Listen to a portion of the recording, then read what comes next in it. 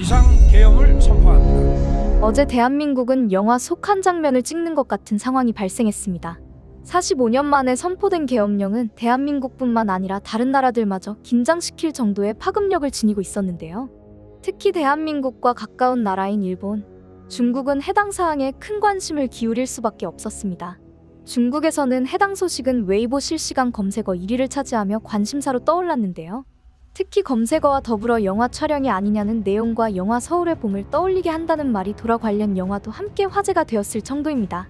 중국의 지대한 관심은 이걸로 끝이 난 것이 아닌 대한민국 국회 근처에 기자를 배치하여 해당 소식을 새벽 내내 중계했던 것으로 알려졌는데요. 특히 중국 매체 환구시보에서는 한국의 계엄 선포부터 해제까지 총 30여 건이 넘는 기사를 쏟아내며 한국의 상황을 상세히 전달했습니다. 물론 다른 외신들도 관심을 보이기는 마찬가지였습니다.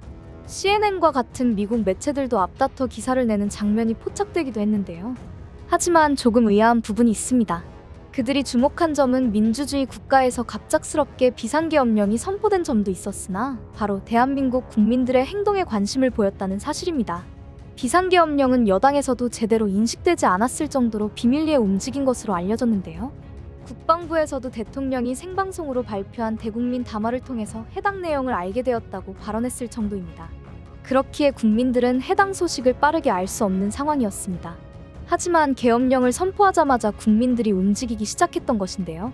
놀랍게도 해당 소식을 실시간으로 확인한 국민, 즉 시민들은 국회를 둘러싸고 이 사항을 믿지 못하겠다는 모습을 보였습니다. 심지어 계엄 포고령이 발표되기 전부터 국회 근처에 몰려들었기에 외신들이 놀랄 수밖에 없었던 것인데요. 더욱 놀라운 점은 정치활동 일체 금지, 파업 및 집회행위 금지 등의 포고령이 나온 후에도 국민들이 국회로 향했다는 사실입니다. 포고령에는 시위 자체를 금지했기에 영장 없이 체포 및 구금할 수 있는 상황이었는데요. 시민들에게 그 어떠한 위해가 가해질지 알 수 없는 상황이기도 했습니다. 하지만 목소리를 내기 위해서 시민들은 포고령에도 불구하고 국회의 모습을 드러냈습니다. 그리고 바로 이런 상황들이 외신들의 눈길을 사로잡았던 것입니다. 한국은 예로부터 나라에 큰일이 생긴다면 물러서지 않고 서민들이 가장 먼저 앞장서서 나라를 지키기 위해 나섰던 나라였습니다. 이번에도 그 면모를 여실히 보여줬던 것인데요. 대한민국의 민주주의를 지키기 위해서 시민들이 나서서 국회를 둘러싸고 목소리를 내는 것은 외신들 입장에서는 진정한 민주주의 국가라는 평을 받았습니다. 사실 이런 모습은 다른 나라에서는 생소한 모습이기도 합니다. 특히 일본에서는 해당 장면이 놀라울 수밖에 없는 이유가 있는데요. 일본의 경우 정치인이라는 직업이 세습되는 경우가 많습니다. 정치인으로 유명한 가문이 다음 세대에 또 정치인을 낳는 구조입니다. 그렇기에 서민들은 정치에 대하여 욕을 하더라도 정치는 정치인이 알아서 한다는 생각을 가지고 있는데요. 그렇기에 한국의 시민들이 움직이는 모습들은 그들에게 생소했으며 주목하게 만들었습니다. 직접 자신들의 손으로 민주주의를 이끌어가는 모습이기 때문이죠. 중국 또한 사정은 앞서 이야기했듯이 주목할 수밖에 없었는데요. 중국 및 홍콩에서는 공산당에 반하는 정치적인 활동을 해서는 안 됩니다. 대한민국에서도 중국처럼 정치적 표현의 자유를 빼앗길 것이라고 보여지니 중국 입장에서는 주목할 수밖에 없었습니다. 현지에서는 지금이 한국을 무력화할 수 있는 기회라는 이야기를 하며 전쟁 발발의 가능성을 제시하는 네티즌도 존재했는데요. 하지만 이내 그들이 경악할 만한 광경을 보게 되었습니다. 바로 비상계엄령이 통과되지 않게 하기 위해서 온몸을 던져 움직이는 시민들이었죠. 하지만 가장 놀라움을 금치 못했던 것은 이런 와중에도 무력 충돌이 크게 발생하지 않았다는 점이었습니다. 이 점은 외신들이 크게 놀랄 수밖에 없는 부분인데요. 일반적으로 시위를 하게 되었을 경우 무력 충돌을 불가피하게 여기는 경우가 많습니다. 특히 이번 사항은 물리적인 충돌이 일어날 수밖에 없는 상황으로 보였는데요. 군부대 또한 국회로 많은 인파가 들어오지 못하도록 막았기 때문입니다. 하지만 큰 무력 충돌 없이 시민뿐만 아니라 계엄군 또한 무자비한 행동을 보이지 않았습니다. 그리고 이런 상황 속에서 국회에서는 계엄령을 저지하기 위한 표결이 진행되었는데요. 그렇게 정식적인 모든 절차를 걸친 민주적인 방법의 비상계엄령 해지 요구안이 가결되었습니다. 외신들은 이 상황에도 집중했는데요. 190인의 국회의원이 여당과 야당 관계없이 모두 찬성표를 던지며 비상계엄령 해제를 요구했기 때문입니다. 이는 극명한 정치색을 가지고 있는 한국에서 보일 수 없었던 특별한 행보였기에 더 눈길을 사로잡았던 것으로 보이는데요. 국가적인 위급 상태에서는 하나가 되는 한국인들의 모습을 직접 목도했다는 표현이 나오기도 했습니다. 외신들은 대통령의 다음 행보에 많은 관심을 기울이긴 했으나 역시나 시민과 계엄군의 행동 또한 가장 눈에 띄었던 것으로 보이는데요. 국회로의 계엄군의 진입을 막아서는 시민들의 모습이 있기는 했으나 서로에게 큰 무력 행사를 하지 않았다는 것이 중점적인 내용입니다. 시위의 나라라고도 유명한 프랑스의 경우 자신들의 생각을 알리기 위해서 화염병을 던지는 등 과격한 행동을 하는 것으로 알려져 있는데요. 그에 비하여 한국의 시위는 단 한 명의 부상자 없이 끝났던 것입니다.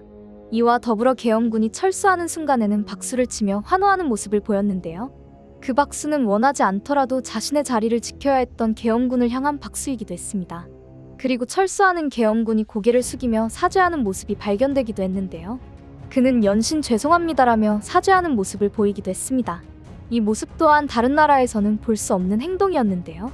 이런 상황에서 베트남전에 한국군과 함께 참전했던 할아버지를 둔 인물의 글이 화제가 되기도 했습니다. 저희 할아버지는 참전 용사십니다. 장교로 있으셨던 할아버지를 항상 자랑스러워하면서 살기는 했지만 할아버지는 거짓말이 심한 이야기를 많이 하시고는 했어요. 죽다 살아난 이야기를 하시고는 했고 심지어는 포로로 잡힐 뻔했지만 동료로 인하여 괜찮았다는 믿지 못할 이야기를 하시고는 했습니다. 물론 어느 정도 진실이라고 생각은 했지만 과장된 이야기라고 생각했죠. 더군다나 할아버지는 한국인에 대해서 항상 무서운 사람들이라는 표현을 하시고는 했습니다. 그렇지만 그들이 미군의 편이 아니었으면 자신은 지금 살아있지 못할 것이라는 이야기도 하셨죠. 그와 함께 자신의 사람들에게는 한없이 상냥한 사람들이라고 이야기를 하시고는 했습니다. 그러면서 한국인을 만난다면 항상 자신의 편으로 만들 수 있도록 노력해야 한다는 말을 하시고는 했어요. 솔직히 저는 어린 시절부터 항상 그런 이야기를 들었음에도 코웃음을 치고는 했습니다. 제 주변에는 한국인이 없기도 했지만 한낱 아시아의 변방국에 불과한데 무서운 힘을 가지고 있다는 것이 웃기잖아요? 물론 최근 들어서 한국이 화제를 일으키는 나라이기도 했고 그래서 많은 이들이 관심을 받는다는 것도 알고 있습니다. 그렇다고 해서 무서운 존재가 될 수는 없는 거 아니겠습니까? 그래서 저는 별다른 흥미가 없었습니다. 이번 사태를 경험하면서 처음으로 할아버지의 이야기를 믿을 수 있게 되었네요.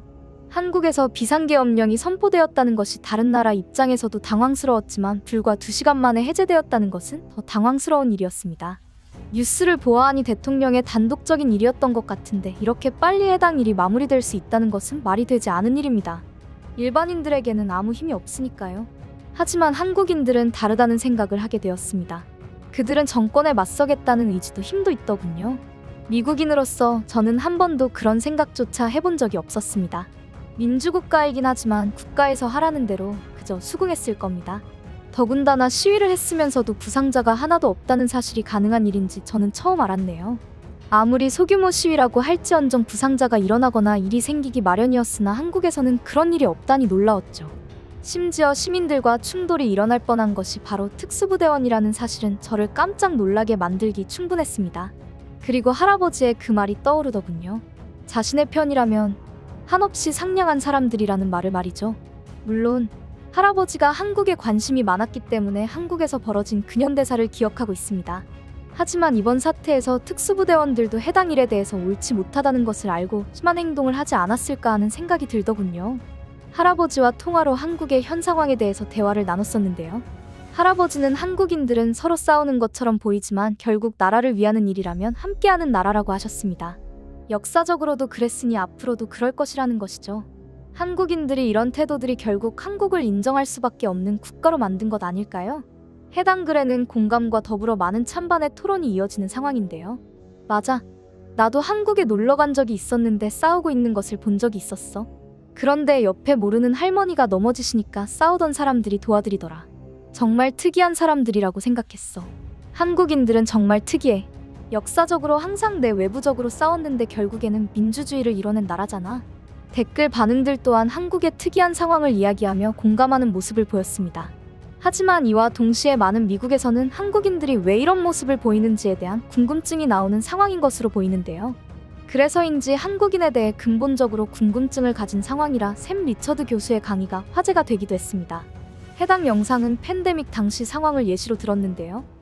Okay, so that's a hard thing though. Here's what I want you to, what you got to do. First off, I just want to really fast go back to the mask thing.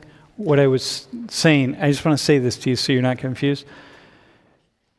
You know, in China, in East Asia, China, Korea, Japan, etc., it's like the motivation to wear a mask is to protect other people. It's also to protect yourself. But the first thing you're thinking about, if you're going to be in a balance thing, if you're going to be in balance, the imbalance is toward protecting other people. Here, the only reason you wear a mask is to protect yourself. It's like, I don't give a shit about other people. I got to protect me. There, it's communitarian orientation, fundamentally. So it's the lean, you're going to lean toward, I got to protect other people. Here, we're going to lean toward, I got to protect myself. 한국인들의 공동체적이고 이타적인 행동 역시 많은 외국인들에게는 관심의 대상으로 떠오른 모양입니다. 이렇게 의도치 않았지만 한국인들이 긍정적인 평가를 받는 지금이 가장 중요한 시기가 아닐까 싶습니다. 이 긍정적인 평가가 부정적으로 바뀌지 않도록 관심을 기울여야 하는 시기로 보여집니다.